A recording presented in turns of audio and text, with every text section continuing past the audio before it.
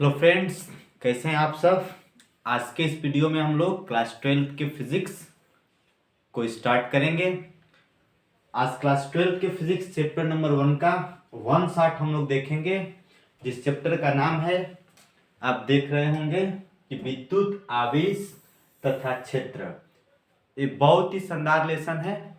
आपका आजकल वाइवा भी चल रहा है, प्रैक्टिकल्स के जो वाइवा चल रहे हैं उनके लिए या बोर्ड एग्जाम 2024 के लिए बहुत ही इम्पोर्टेंट चैप्टर है।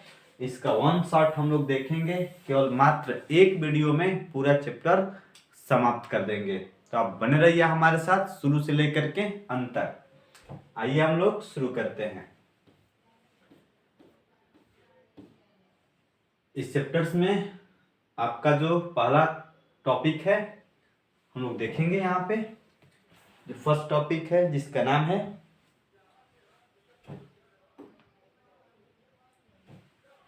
विद्युत बल संबंधित कूलाम का नियम क्या है। विद्युत बल संबंधित कूलाम के नियम क्या होते हैं। तो विद्युत बल संबंधित जो कूलाम के नियम होते हैं ये बहुत ही इंपॉर्टेंट होता है।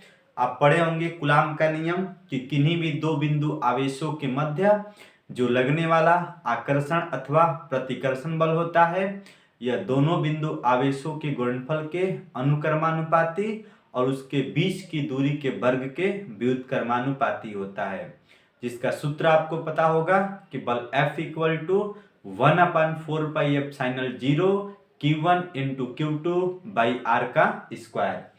तो देखिए, जैसे अगर इस लैंग्वेज में हम लोग लिखने की कोशिश करें तो इस लैंग्वेज में अगर हम लोग लिखें तो बहुत ही इजी सा रूल होता है, जैसे कूलाम का नियम। तो यहाँ पे आपका कूलाम का नियम है। कूलाम के नियम के अनुसार जैसा कि हमने बोला आपको कि दो बिंदु आवेशों के बीच लगने वाले विद्युत बल का जो परिमाण होता है उनके गुणनफल के अनुक्रमानुपाती और उनके बीच की दूरी के वर्ग के का होता है व्युत्क्रमानुपाती होता है।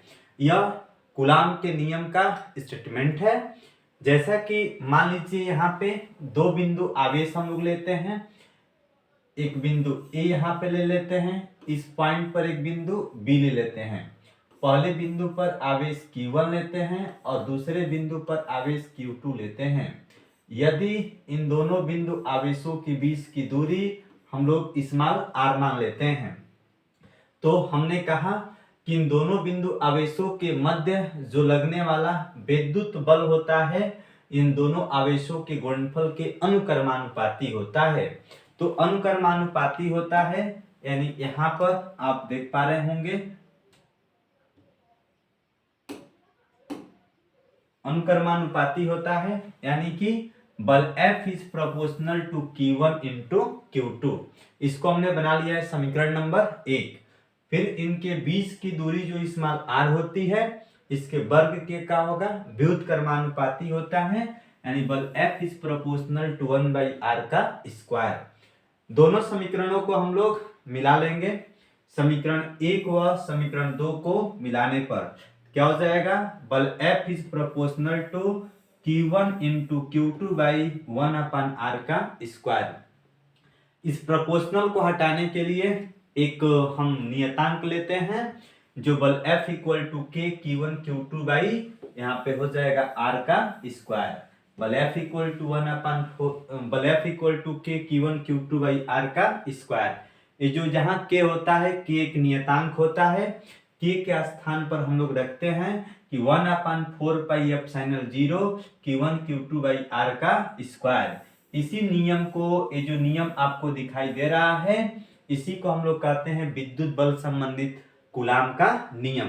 तो कूलाम का नियम बल F equal to 1/4πε0 Q1 Q2 by R का स्क्वायर। यहाँ पर आपको जो नियतांक यानी K की वैल्यू 1/4π जो ε0 आपको नजर आ रही है, इसका वैल्यू होता है 9 × 10⁹ न्यूटन मीटर स्क्वायर प्रति कूलाम का स्क्वायर। तो इस बात को आप लोग पूरी अच्छी तरीके से याद रखे रहेंगे कि विद्युत बल संबंधित कूलाम का नियम क्या होता है। जैसा कि आप लोग देख पा रहे हैं, तो विद्युत आवेश तथा विद्युत क्षेत्र के पहले चैप्टर का एक पहला आपका टॉपिक है, बहुत ही इंपॉर्टेंट है बोर्ड एग्जाम 2024 के लिए। अगला क्वेश्चन देखते हैं। नेक्स्ट क्वेश्चन भी वही है। देखिए अगला क्वेश्चन है यहाँ पे, प्यारे बच्चों ध्यान देंगे आप सब। आपका यहाँ पे अगला जो क्वेश्चन है देख पा रहे होंगे, यदि दो आवेशित कणों के बीच की दूरी आधी कर दी जाए। दो आवेशित कण हैं, एक को Q1 दूसरे को मान लेते हैं Q2। यदि इन दोनों आवेशित कणों के बीच की दूरी को आधी कर दी जाए तो उनके बीच लगने वाले बल पर क्या प्रभाव पड़ेगा। उनके बीच जो बल काम करता है, उनके बीच लगने वाले बल पर क्या प्रभाव पड़ता है, इस चीज को हम लोगों को बताना है। जैसा कि आप जानते हैं कि यहाँ पर हमने दो बिंदु आवेश लिया, एक Q1 दूसरा का है Q2। एक बिंदु यहाँ पे हमारा A है, दूसरा बिंदु हमारा यहाँ पे B है। इन दोनों के बीच की दूरी को हम लोग स्मॉल r मान लिए, ठीक है। अब आप देख पा रहे होंगे कि बिंदु A पर आवेश Q1 है और बिंदु B पर आवेश हमारा Q2 है। अगर आप जानते हैं कि जो बल F होता है इनके बीच की दूरी के वर्ग के व्युत्क्रमानुपाती होता है, इसी दूरी को हम लोग आधा कर देते हैं। यानी r की जो वैल्यू है, अगर इसको हम r की जो वैल्यू होगी इसको अगर आधा कर दें यानी r/2 कर देते हैं, तो r/r की जगह पे r/2 लिखेंगे तो r/2 का जो होल स्क्वायर होता है वह r²/4 होता है। जो हमारा 4 है इसको यहाँ पे भेज देंगे तो यह हो जाएगा बल F is proportional to 4 × 1/r का स्क्वायर। यानी कहने का मतलब यह है कि यदि दो आवेशित कणों के बीच की दूरी को आधी कर दिया जाए तो उनके बीच विद्युत बल जो होगा वह 4 गुना हो जाता है। कितना गुना होगा? 4 गुना। जैसा कि हमने आपको यहाँ पे बताया, कूलाम का नियम अभी आपने पढ़ा। कूलाम के नियम पर बहुत अच्छे आपके न्यूमेरिकल्स भी बनते हैं बोर्ड परीक्षा में। जैसे कि बल F is proportional to 1/4πε0 Q1 × Q2/r का स्क्वायर है। तो कह रहा है ये तो दो आवेशित कणों के बीच जब दूरी r होगी, आवेश Q1 और Q2 होगा, तब कूलाम के नियम से विद्युत बल को ज्ञात करने का फार्मूला है। यदि इसी बीच की दूरी को हम r है तो इसको आधा कर देते हैं, r/2 कर दें, तब इस पर क्या प्रभाव पड़ेगा। तो F' = 1/4πε0 Q1 × Q2/r की जगह पे r/2 का होल स्क्वायर कर देंगे। बल F' = 1/4πε0 Q1 × Q2/r/2 का होल स्क्वायर करेंगे, क्योंकि हमने दूरी को क्या किया, आधा किया। r² कितना हो जाएगा, 4 हो जाएगा। ये भी 4 यहाँ पे चला जाएगा तो 4 को हम क्या करते हैं, बाहर कर देते हैं और अंदर की जो बातें हैं लिख देंगे 1/4πε0 Q1 Q2/r का स्क्वायर। यानी जो F' का मान होगा F' = 4, और ये जो पूरा मान आपको दिखाई दे रहा है ये कूलाम के नियम से विद्युत बल F का मान है 1/4πε0 Q1 Q2/r का स्क्वायर। यानी इससे ये जाहिर होता है कि बल जो है पहले का 4 गुना हो जाएगा। यानी आवेशित कणों के बीच की दूरी को आधा किया जाएगा तो उनके बीच जो लगने वाला बल होगा वह पहले बल का कितना गुना हो जाएगा, 4 गुना हो जाएगा। इस क्वेश्चन को आप लोग अच्छी तरीके से तैयार कर लेंगे। बहुत ही शानदार बेहद क्वेश्चन है। बारी बारी से हर एक क्वेश्चन को समझते हुए चलेंगे। अगला जो क्वेश्चन है आपका यहाँ पे, अभी तो 2 आपके क्वेश्चन हुए, तीसरा क्वेश्चन आपका है, देख पा रहे होंगे। चलिए देखते हैं क्वेश्चन नंबर 3 क्या है। आपका जो क्वेश्चन नंबर 3 है, आवेशों के बीच लगने वाले विद्युत बल की सहायता से विद्युतशीलता का बीमी सूत्र लिखिए। तो आवेशों के बीच लगने वाला विद्युत बल जानते हैं, जो कूलाम्स का नियम होता है, इसकी सहायता से जो विद्युतशीलता ऐसे ε0 होता है, इसकी बीमा क्या होगी। तो ε0 का हम लोग बीमी सूत्र देखेंगे। ऑब्जेक्टिव में ये आपसे क्वेश्चन बहुत ही शानदार तरीके से पूछ लिया जाता है, चाहे सब्जेक्टिव में भी पूछा जाता है, बट 1 नंबर में पूछा जाता है। आप जानते हैं जो कूलाम का नियम होता है कूलाम के नियम की हम लोग बात करते हैं, इसको हम इधर कर देते हैं, बार बार इसकी आवश्यकता पड़ रही है। अब जानते हैं कि जो कूलाम का नियम होता है, कूलाम का नियम क्या है, तो बल F equal to 1/4 pi epsilon 0 Q1 Q2 by R का स्क्वायर। यहाँ से अगर हम एप्सिलॉन 0 का मान निकालना चाहें तो एप्सिलॉन 0 को यहाँ पे बल के पास पक्षांतर कर देंगे और बल F को एप्सिलॉन 0 के पास पक्षांतर कर देंगे। तो epsilon 0 equal to 1/4 pi Q1 Q2 by F into R का स्क्वायर। ये जो 1/4 पाई है एक कांस्टेंट राशि है और आपको पता है कांस्टेंट राशियों की कोई बीमा नहीं होती है। फ्रेंड्स ध्यान देंगे, एप्सिलॉन 0 इक्वल टू क्या मिला मान हम लोगों को, Q1 Q2 अपान F इंटू R का स्क्वायर। तो एप्सिलॉन 0 इक्वल टू जो आपका Q1 इंटू Q2 है यह आवेश है। अब जानते हैं कि आवेश का होता है, आवेश Q बराबर आप पढ़े हैं I इंटू टी होता है। जब Q बराबर I इंटू टी होता है तो I यहाँ पे धारा है, धारा की बीमा क्या होती है, कैपिटल A होती है, और समय का बीमा आपका क्या होगा, कैपिटल T होगा। तो हमने Q1 के जगह पे क्या लिख दिया, A इंटू टी, और Q2 के जगह पे बीमा को हमेशा बड़े ब्रैकेट में लिखते हैं, तो बड़े ब्रैकेट में A इंटू टी और Q2 का विमान का हो जाएगा A इंटू टी। और F क्या है, बल है, बल की बीमा आप क्लास 11 में पढ़े होंगे। बड़े ब्रैकेट में mlt के पावर कितना होता है, -2। R क्या है, दूरी है, दूरी का मात्रक मीटर, मीटर का बीमा का होता है कैपिटल L। R स्क्वायर है, क्या होगा, कैपिटल L का स्क्वायर। प्यारे बच्चों इसको हल करते हैं, A का A में गुणा करेंगे A स्क्वायर, T का T में गुणा करेंगे T स्क्वायर, और इसका इसमें गुणा करेंगे तो M L है, T पर -2 और L पर कितना है, 2 घात है। यहाँ पे क्या होगा, आधार समान है तो इसकी घातें आपस में क्या हो जाएंगी, जुड़ जाएंगी, यानी L का L स्क्वायर में गुणा करेंगे, L पर कितना होगा, 3 घात। तो यानी ये जो A माने एप्सिलॉन 0 की बीमा A पर 2 घात, T पर 2 घात, M L T पर M L का Q और T पर कितना हो जाएगा, माइनस का 2 घात।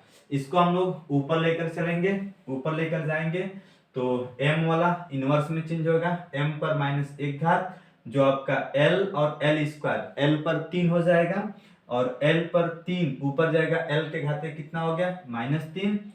T स्क्वायर है, T पर -2 है, -2 ऊपर जाएगा कितना होगा, +2, तो T के घाते 2 और T के घाते +2, T के घाते कितना हो जाएगा, 4, और यहाँ पर A पर घात कितनी हो गई, 2 हो गई। ये है आपका एप्सिलॉन 0 की बीमा। M पर 1 घात, L पर -t घात, और T पर कितना होता है, 4 घात, और A पर कितना हो गया, 2 घात। इसको पूरी अच्छी तरीके से अपने माइंड में सेव कर लेंगे। ये बहुत ही शानदार एक क्वेश्चन है आपका। चलिए आगे की तरफ बढ़ते हैं। अगला क्वेश्चन क्या है आपका, आइए देखते हैं। प्यारे बच्चों जो क्वेश्चन नंबर 4 है, 4 भी बहुत ही शानदार क्वेश्चन है, जैसा कि आप देख पा रहे होंगे। 4 नंबर क्वेश्चन की बात है, विद्युत क्षेत्र की तीव्रता की परिभाषा, मात्रक व बीमा लिखिए। जिसे आपसे एग्जामिनर भी पूछ देता है, चाहे आपके बोर्ड एग्जाम में हर साल रिपीटेड क्वेश्चन होते हैं कि विद्युत क्षेत्र की तीव्रता की परिभाषा, मात्रक व बीमा लिखिए। तो विद्युत क्षेत्र की परिभाषा आप लोग जानते होंगे, किसी एकांक धन परीक्षण आवेश Q0 पर जो लगने वाला बल होता है उसी बल को क्या कहते हैं, विद्युत क्षेत्र की तीव्रता कहते हैं। तो किसी एकांक धन परीक्षण आवेश Q0 पर लगने वाले बल को ही क्या कहते हैं, विद्युत क्षेत्र की तीव्रता कहते हैं। तो आप इसको ध्यान देंगे, जैसा कि हमने डिफिनेशंस भी लिखी है यहाँ पे कि विद्युत क्षेत्र की तीव्रता की परिभाषा क्या होती है। तो विद्युत क्षेत्र में किसी भी बिंदु पर रखे धन परीक्षण आवेश पर जो लगने वाले बल होते हैं उसी बल की तीव्रता को विद्युत क्षेत्र की तीव्रता कहते हैं। विद्युत क्षेत्र की तीव्रता को रिप्रेजेंट करते हैं कैपिटल E से, और इसको ज्ञात करने के लिए जो फार्मूला होता है, ये आपका सूत्र होता है capital E equal to F अपान क्या होगा, Q0। F बल है, Q0 क्या है, एकांक धन परीक्षण आवेश है। प्यारे बच्चों बात करते हैं विद्युत क्षेत्र की तीव्रता का मात्रक क्या होता है, न्यूटन प्रति कूलाम होता है। मात्रक इसका क्या होगा, न्यूटन प्रति कूलाम। N बाई क्या लिख सकते हैं, कूलाम लिख सकते हैं। इसका डायमेंशन क्या होगा, बीमा की अगर बात करते हैं तो बल की बीमा बट्टा में आवेश Q की बीमा, तो बल की बीमा क्या होती है mLT बड़े ब्रैकेट में mLT के पावर -2 और बट्टा में आवेश की बीमा क्या होती है बड़े ब्रैकेट में A × T। प्यारे बच्चों इसको ऊपर लेकर जाएंगे तो क्या होगा mLT पर T पर एक घात है, ये ऊपर जाएगा T के घाते -1 हो जाएगा और यहाँ पे -2 है, दोनों को जोड़ देंगे T के घाते कितना हो जाएगा -3 mLT के पावर -3 एक को ऊपर भेज देंगे, एक का हो जाएगा यहाँ पे इनवर्स हो जाता है। तो इस प्रकार से आपने देखा कि विद्युत क्षेत्र की तीव्रता की परिभाषा क्या होती है, इसका मात्रक क्या होता है, इसका बीमा क्या होता है। इसको पूरे सही तरीके से आप लोग याद कर लेंगे, ठीक है। अब देखिए थोड़ा उधर वाली लाइट जला दीजिएगा, क्या रहा है। अब देखिए आगे देखते हैं हम लोग, लाइट चली गई। देखिए आपका क्वेश्चन नंबर 5 है, 5 भी बहुत ही मोस्ट क्वेश्चन है। विद्युत द्विध्रुव आघूर्ण की परिभाषा, मात्रक व बीमा लिखिए। इसमें ऊपर वाले में लगा दीजिए जिसमें राइट लगा है। हाँ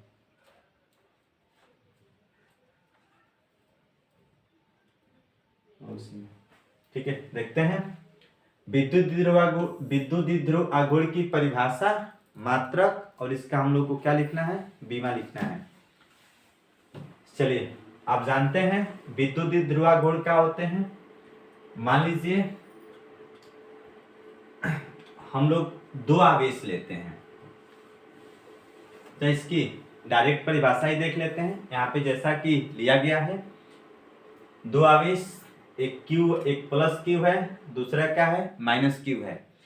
यदि इन दोनों आवेशों के बीच की दूरी को हम लोग 12 मान लेते हैं, एक आवेश तो 12 का मतलब क्या हो गया, अगर इस द्विध्रुव का मध्य बिंदु का है O है तो आधी दूरी L और आधी दूरी क्या हो गई L हो गई, टोटल दूरी कितनी हो जाएगी 12 हो जाएगी।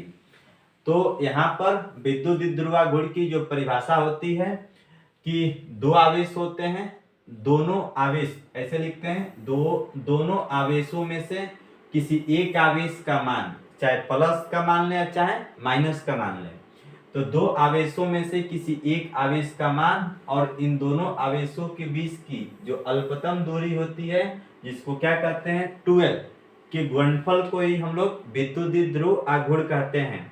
जैसे विद्युत द्विध्रुव आघूर्ण जो P का मान होता है, P बराबर होता है Q × 12। हमने आपको बताया ये दो आवेश है, एक +Q दूसरा क्या है -Q, दोनों के बीच की अल्पतम दूरी कितनी है प्यारे बच्चों 12 है। तो विद्युत दो आवेशों में से किसी एक आवेश का मान चाहे प्लस हो चाहे माइनस हो, तो दोनों आवेशों में से किसी एक आवेश का मान और उसके बीच की जो अल्पतम दूरी 12 होती है, इन दोनों के गुणनफल को ही क्या कहते हैं विद्युत द्विध्रुव आघूर्ण कहते हैं। विद्युत द्विध्रुव आघूर्ण को P से रिप्रेजेंट करते हैं, P बराबर होता है Q × 12। अब बात करते हैं कि विद्युत द्विध्रुव आघूर्ण का मात्रक क्या होता है। जो मात्रक होता है Q क्या है, आवेश है, 12 हम लोग यहाँ पे L दूरी हो जाएगी, तो कूलाम × क्या हो जाएगा मीटर हो जाएगा। यानी जो विद्युत द्विध्रुव आघूर्ण का मात्रक होता है वो कूलाम × मीटर।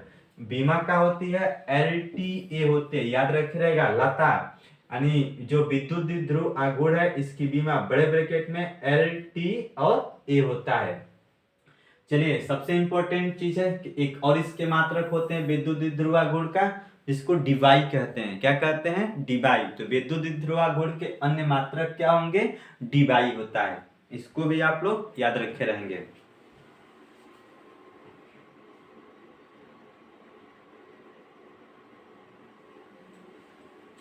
चलिए आगे देखते हैं, वीडियो में बने रहिए। इतना अगर आप टॉपिक पढ़ लेंगे तो फिजिक्स का कोई भी क्वेश्चन होगा आप कहीं भी किसी को बता सकते हैं। रह गई बात बोर्ड परीक्षा की, आप बहुत ही आसानी से किसी भी क्वेश्चन को सॉल्व कर सकते हैं। आइए आगे देखते हैं। अगला जो क्वेश्चन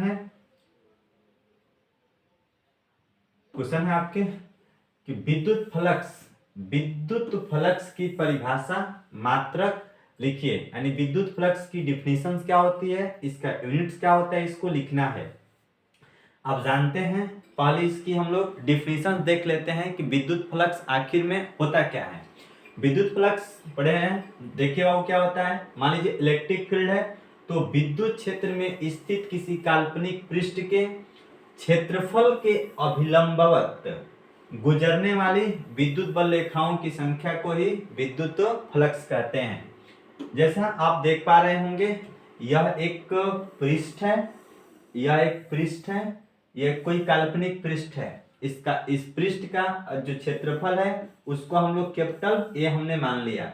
तो इस काल्पनिक पृष्ठ के अभिलंबवत ये जितनी भी प्रकार की विद्युत बल रेखाएं गुजर रही हैं, इन्हीं विद्युत बल रेखाओं की संख्या को क्या कहते हैं, विद्युत फ्लक्स कहते हैं।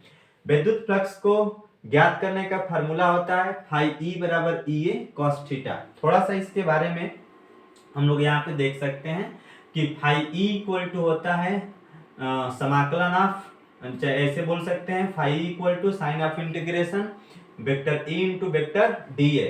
तो बाबू जो ई इंटू डी ए का मान होता है, वेक्टर डी ए का मान होता है वो E D A cos theta के बराबर होता है। तो phi E equal to sign of integration E into D A cos theta. हम इसमें से क्या करेंगे, ई को और कॉस थीटा कांस्टेंट है, समाकलन कांस्टेंट राशि का नहीं होगा, इसको बाहर निकाल लेंगे। तो फाई ई इक्वल टू ये कॉस थीटा और ये साइन ऑफ इंटीग्रेशन ये डी ए हो जाएगा। तो यहाँ पे जो डी ए होता है, जैसे dx का समाकलन x होता है, वैसे ही dA का समाकलन क्या हो जाएगा, a हो जाएगा। तो phi E equal to E A E cos theta और dA की जगह पे क्या लिख देंगे, a। तो फाई ई इक्वल टू क्या हो जाएगा, ई ए कॉस थीटा। जैसा आप लोग यहाँ पे देख पा रहे होंगे, फाई ई इक्वल टू क्या होगा, ई ए कॉस थीटा। तो आप विद्युत फ्लक्स की परिभाषा पूरी अच्छी तरीके से याद रखे रहिएगा। विद्युत फ्लक्स की परिभाषा क्या होती है, तो विद्युत क्षेत्र में स्थित किसी काल्पनिक पृष्ठ के अभिलंबवत गुजरने वाली विद्युत बल रेखाओं की संख्या को क्या कहते हैं, विद्युत फ्लक्स कहते हैं। चलिए नेक्स्ट क्वेश्चन देखते हैं। अगला जो आपका यहाँ पे क्वेश्चन है, गॉस का प्रमेय। गॉस का प्रमेय बहुत ही इंपॉर्टेंट है। गॉस का प्रमेय क्या होता है, तो किसी बुक में गॉस भी लिखा होगा, गॉस या गॉस का प्रमेय, ध्यान देंगे। ये क्या होता है कि ध्यान देंगे, इस प्रमेय के अनुसार बताया गया था, कोई बंद पृष्ठ से गुजरने वाली जो विद्युत फ्लक्स होता है उस पृष्ठ द्वारा परिबद्ध कुल आवेश का 1/ε0 गुना होता है। इसका डेरिवेशन आपको बताया गया था, इसका सूत्र आप डेरिवेशन बताया गया, इसका जो फार्मूला है देख लेंगे। इस प्रमेय के अनुसार किसी बंद पृष्ठ से गुजरने वाला विद्युत फ्लक्स उस पृष्ठ द्वारा परिबद्ध कुल आवेश का 1/ε0 गुना होता है। इसी को कहते हैं गॉस का प्रमेय। तो फाई ई इक्वल टू मान लेते हैं कुल आवेश, अगर आपका Q है तो किसी भी बंद पृष्ठ से गुजरने वाला जो विद्युत फ्लक्स फाई ई होता है उस पृष्ठ द्वारा परिबद्ध कुल आवेश Q का कितना गुना होगा, 1/ε0 गुना होता है। तो phi E equal to 1/ε0 into Q होगा और phi E equal to Q अपन का हो गया ε0। ये आपका बहुत ही इंपॉर्टेंट सूत्र है। इसका डेरिवेशन अभी आपको क्लास में बताया गया था। आप इसको पूरी अच्छी तरह से इसका डेरिवेशन तैयार कर लेंगे, या तो थियरी पूछेगा तो 2 नंबर के लिए आपको केवल इतना ही जवाब देना है। आगे चलते हैं। ये किसका प्रमेय हो गया, गॉस का प्रमेय हो गया। नेक्स्ट क्वेश्चन है, देखिए बहुत ही शानदार है कि विद्युत ध्रुव की 2 प्रकार की स्थितियां होती हैं। एक होती है अक्षीय स्थिति और दूसरी होती है निरक्षीय स्थिति। एक अक्ष के समांतर, अक्ष के क्या होती है, लंबवत होती है। तो इसमें विद्युत क्षेत्र की तीव्रता का व्यंजक क्या होता है, इसका डेरिवेशन आप बिल्कुल तैयार कर लेंगे। 5 नंबर का इसका डेरिवेशन पूछता है, नहीं तो इस पे न्यूमेरिकल पूछेगा कि अक्षीय स्थिति के लिए और निरक्षीय स्थिति के लिए। तो आप लोग पढ़े हैं कि विद्युत ध्रुव की अक्षीय स्थिति में जो तीव्रता का फार्मूला होता है E = 1/4πε0 2p/r²। और निरक्षीय स्थिति में वो क्या होता है कि E = 1/4πε0 p/, का होता है r² होता है। ठीक है बच्चों, आगे देखते हैं नेक्स्ट क्वेश्चन आपके क्या हैं। बहुत ही शानदार प्रश्न हम आपके लिए लेकर आए हैं आज चैप्टर नंबर 1 में। चैप्टर नंबर 1 बहुत ही इंपॉर्टेंट है। अब देखिए ये भी 5 नंबर का डेरिवेशन है। क्या कहता है, एक समान विद्युत क्षेत्र में रखे द्विध्रुव पर लगने वाला बल आघूर्ण, एक समान इलेक्ट्रिक फील्ड है, इस पर एक विद्युत द्विध्रुव आघूर्ण रखा हुआ है, तो इस पर लगने वाले बल आघूर्ण को ज्ञात करने का सूत्र टाउ = PE का होगा sin थीटा, जहाँ पे टाउ का होता है बल आघूर्ण होता है, इस पे न्यूमेरिकल और इसका डेरिवेशन आप तैयार कर लेंगे। अगला क्वेश्चन है, अनंत लंबाई के आवेशित चालक के कारण किसी बिंदु पर विद्युत क्षेत्र की तीव्रता का सूत्र क्या होता है। तो अनंत लंबाई के आवेशित चालक के कारण किसी बिंदु पर विद्युत क्षेत्र की तीव्रता का जो फार्मूला होगा E = 1/4πε0 2λ/, का होता है r होता है। तो इसका भी अनंत लंबाई के आवेशित सीधे चालक तार के कारण किसी भी बिंदु पर विद्युत क्षेत्र की तीव्रता का फार्मूला आप लोग याद रखे रहेंगे जो हमने आपको बताया। आगे देखते हैं, पेज खत्म हो गया, थोड़ा सा धीरज रखेंगे। चलिए अब आपके थियरी के पार्ट खत्म हो गए। इस चैप्टर से कुछ किस प्रकार के न्यूमेरिकल बनते हैं उन अंकित प्रश्नों को हम लोग देखते हैं।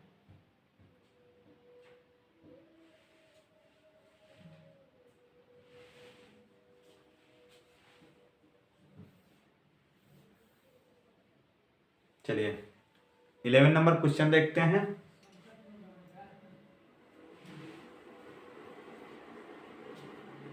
एक विद्युत द्विध्रुव आघूर्ण 100 न्यूटन प्रति कूलाम के विद्युत क्षेत्र में 30 डिग्री के कोण पर रखा है तथा उस पर 6×10⁻24 न्यूटन × मीटर का बल आघूर्ण लग रहा है, तो विद्युत द्विध्रुव आघूर्ण की गणना कीजिए। जैसा कि अभी हमने आपको इस फार्मूला को बताया था, एक समान विद्युत क्षेत्र में लगने वाले बल आघूर्ण को ज्ञात करने का सूत्र था टाउ = PE sin थीटा। इसी पर लगेगा। जैसा जो आपका डाटा गिवन है उसको पहले लिख लेते हैं। जैसा कि आपका दिया हुआ है, देखिए विद्युत क्षेत्र की तीव्रता, विद्युत क्षेत्र की तीव्रता E का मान कितना है 100 न्यूटन प्रति कूलाम है, को थीटा का मान कितना है 30 डिग्री है। तो और बल आघूर्ण टाउ का भी मान दिया है 6×10⁻24। तो पूछ किसका मान रहा है, विद्युत द्विध्रुव आघूर्ण P की हमें गणना करनी है। तो आपको सूत्र पता है टाउ = PE का होता है sin थीटा। तो P = का होगा ये आपका E sin थीटा एक गुणा के रूप में है, इधर आएगा तो क्या होगा भाग हो जाएगा। तो P = टाउ/E का होगा sin थीटा। तो P = टाउ का मान आपका दिया है 6×10⁻24, E का मान कितना है 100 × sin थीटा का मान कितना हो गया 30 डिग्री। तो अब आप देखेंगे यहाँ पे कि 6×10⁻24 है, 100 को लिख सकते हैं 10⁻2 और sin 30 अंश का मान कितना होता है 1/2 होता है। तो अब देखेंगे अगर हम 2 को ऊपर लेकर जाएंगे तो 2 छक्के कितना हो गया 12, 10⁻24 है, 10⁻2 को ऊपर लेकर जाएंगे 10⁻2 हो जाएगा और 24 और 2 कितना हो गया -26। लेकिन वैज्ञानिक संकेतन में इसको लिखने के लिए P का मान यहाँ पे मान लीजिए कि अगर हम 12.0 लिख सकते हैं तो दशमलव को एक अंक यहाँ पे लाएंगे तो 10 के घात में +1 की वृद्धि होती है। तो -26 और धन 1 कितना होगा -25। तो जो आपका P का मान हो जाएगा 1.2 × 10⁻25 कूलाम इंटू का हो गया मीटर हो गया। तो यह आपका है विद्युत द्विध्रुव आघूर्ण का मान है। इस प्रकार से आपका इस चैप्टर से ध्यान देंगे अंकित प्रश्न भी बनते हैं, इन सभी प्रश्नों को आप लोग तैयार रखेंगे। चलिए एक उसी टाइप का एक और प्रश्न है आपके सामने। देखिए आपका क्वेश्चन है, उस विद्युत क्षेत्र की तीव्रता ज्ञात कीजिए जो 0.01 मिलीग्राम द्रव्यमान की एक तेल की बूंद जिस पर 3 इलेक्ट्रॉनिक आवेश है को संतुलित कर सके। और स्मॉल जी का मान भी दे दिया है 10 मीटर प्रति सेकेंड का स्क्वायर। ये सब 2 नंबर में बनने वाले न्यूमेरिकल है। देखिए 0.01 मिलीग्राम ये द्रव्यमान है, 0.01 मिलीग्राम। तो आप जानते हैं कि 1 मिलीग्राम बराबर होता है 10 के घाते -3 ग्राम हो जाएगा। तो 0.001 और 10 टू दी पावर -3 ग्राम हो गया। पुनः ग्राम को हम लोग किसमें चेंज कर लेंगे, किलोग्राम। तो 1 ग्राम बराबर 10 के घाते -3 किलोग्राम हो जाएगा। 10 के घाते -3 है, ग्राम को किलोग्राम में चेंज करेंगे तो यहाँ पर भी 10 के घाते -3 -3 कितना हो जाएगा, -6। तो m का मान 0.01 into 10 to the power -6 kilogram हो गया। जैसे आप देख पा रहे होंगे तो दशमलव को 1 2 3 स्थान यहाँ पर लाएंगे तो 10 के घात में -3 की वृद्धि होती है। तो 1 इंटू 10 टू दी पावर -6, 1 2 3 अंक यहाँ पे लाएंगे तो 10 के घात में 3 की वृद्धि होगी तो 10 के घात में -9 का हो गया किलोग्राम। Q का मान दिया है 3 इलेक्ट्रॉनिक आवेश है तो 3 और 1 आवेश पर कितना कूलाम होगा, 1.6 गुणे 10 के घाते -19 कूलाम। 1.6 का 3 में गुणा करा लेंगे। और विद्युत क्षेत्र की तीव्रता E का मान हम लोगों से पूछ रहा है, यही E का मान हम लोगों से पूछा है। आप जानते हैं विद्युत क्षेत्र की तीव्रता का फार्मूला क्या होता है, किसी एकांक धन परीक्षण आवेश Q0 पर जो लगने वाला बल होता है उसी बल को क्या कहते हैं, विद्युत क्षेत्र की तीव्रता कहते हैं। जो E = F/E का होगा Q हो जाएगा। तो E = बल F बराबर का होता है m × G, आवेश का है आपका Q है। तो E बराबर m का मान कितना आया है, 10 के घाते -9। स्मॉल g का मान ऑलरेडी कितना है, 10 है। Q का मान 3 गुणे 1.6 गुणे 10 के घाते -19 कूलाम। जब इसको हम लोग सॉल्व करेंगे तो देखिए आपका ये 10 हो जाएगा और यहाँ पे 3 का 1.6 में गुणा कर देंगे, 4 दशमलव कितना हो जाएगा, 8 हो जाएगा। 10 के घाते -9 है, 10 के घाते -19 को ऊपर लेकर जाएंगे +19 हो जाएगा। और -9 धन 19 कितना हो जाएगा, 10 के घाते 10 हो जाएगा। 10 बट्टा में 4.8 हो गया। इसको इससे डिवाइड कर देंगे, डिवाइड करेंगे तो डिवाइड करके जब इसको हल करेंगे तो लगभग आपका यही आंसर आ जाएगा 2.04 इंटू 10 टू दी पावर कितना आ जाएगा, 10 आ जाएगा। ये आपको हल करना पड़ेगा और मात्रक क्या लिख देंगे, न्यूटन प्रति कूलाम लिख देंगे। देखिए अब आपके अनंत लंबाई के आवेशी सीधे तार पर किस प्रकार के प्रश्न बनते हैं, जैसा देख रहे हैं। एक अनंत लंबाई के समान रूप से आवेशी सीधे तार का रैखिक आवेश घनत्व 10 × 10 टू दी पावर -3 कूलाम प्रति मीटर है। तार से 2 सेंटीमीटर दूरी पर उत्पन्न विद्युत क्षेत्र की तीव्रता को ज्ञात कीजिए। बहुत ही इंपॉर्टेंट क्वेश्चन ये भी है। अनंत लंबाई के समान रूप से आवेशी सीधे तार का रैखिक आवेश घनत्व कितना है, तो लेमडा का मान दे दिया है 10 × 10 टू दी पावर -3 कूलाम प्रति मीटर। और आर का मान कितना है, 2 सेंटीमीटर। सेंटीमीटर को हम किस में चेंज कर लेंगे, मीटर में। 2 गुणे 10 के घाते -2 मीटर हो गया। और ई का मान हम लोगों को बताना है। फार्मूला क्या होता है, E = 1/4 pi epsilon 0 2 lambda by कितना हो जाएगा, r हो जाएगा। तो 1/4 पाई एप्सिलॉन 0 का मान 9 × 10 टू दी पावर 9, 2 लैम्डा का मान 10 × 10 टू दी पावर कितना हो जाएगा, -3। और r का मान 2 × 10 टू दी पावर -2।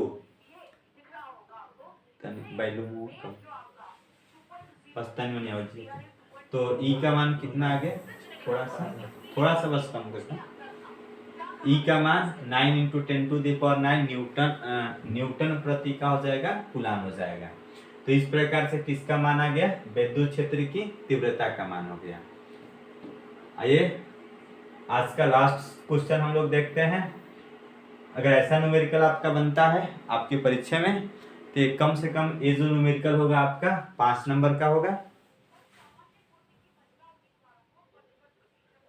देखिए आपका क्वेश्चन है 1 माइक्रोकुलाम तथा -1 माइक्रोकुलाम के दो बिंदु आवेश एक दूसरे से 2 सेंटीमीटर की दूरी पर रखे हैं। यह विद्युत ध्रुवागुण 1 × 10⁵ वोल्ट प्रति मीटर के एक समान विद्युत क्षेत्र में रखा है, तो ज्ञात कीजिए।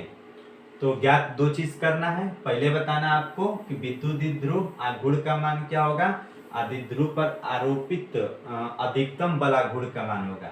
अब जानते हैं विद्युत ध्रुव आघूर्ण P बराबर का होता है Q × 12 होता है। अभी आपने पढ़ा था P Q का मान कितना है, -1 माइक्रोकुलाम है। 1 माइक्रोकुलाम बराबर 10⁻⁻6 कुलाम कर लेंगे यहाँ पे। तो Q का मान 1 × 10⁻⁻6 हो जाएगा। इस Q का मान A है। 2 L का मान कितना हो जाएगा, तो 2L, तो L बराबर 2L है। तो हम यहाँ पे देख पा रहे होंगे जो लंबाई है वो सेंटीमीटर में है, तो इसको किस में चेंज कर लेंगे, मीटर में। तो 2 × 10⁻⁻2 का हो गया, मीटर हो गया। P बराबर 1 × 10⁻⁻6, 2L का मान कितना हो जाएगा, 2 × 10⁻⁻2। 1 का 2 में गुणा करेंगे 2, 10 के घाते -6, 10 के घाते -2 कितना हो गया, P का मान 2 × 10⁻⁻8 कुलाम × मीटर हो गया। अब यहाँ पे एक और पूछा था द्विध्रुव पर आरोपित अधिकतम बल आघूर्ण का मान क्या होगा, टाउ बराबर P का होता है sin थीटा। तो अधिकतम का मतलब क्या होगा कि टाउ मैक्स हो गया है। तो P होता है तो टाउ मैक्स बराबर P का मान 2 × 10⁻8 और E का मान 1 × 10 कितना है, 5 है। हल करेंगे 2 1 में 2, 10 के घाते -8 और 10 के घाते 5 कितना होगा, 2 × 10⁻3। इस प्रकार से फ्रेंड्स अधिकतम बल आघूर्ण टाउ का मान आ गया कितना, 2 × 10⁻3 हो गया। तो आज आपने चैप्टर नंबर 1 का 1 शॉट देखा और हमें उम्मीद होगी कि आप इस वीडियो को पूरा देखेंगे। उसके बाद से अगर ये वीडियो आपको पसंद आया हो तो आप दोस्तों के साथ शेयर करना बिल्कुल ना भूलें। आप सबको थैंक यू, बहुत बहुत धन्यवाद।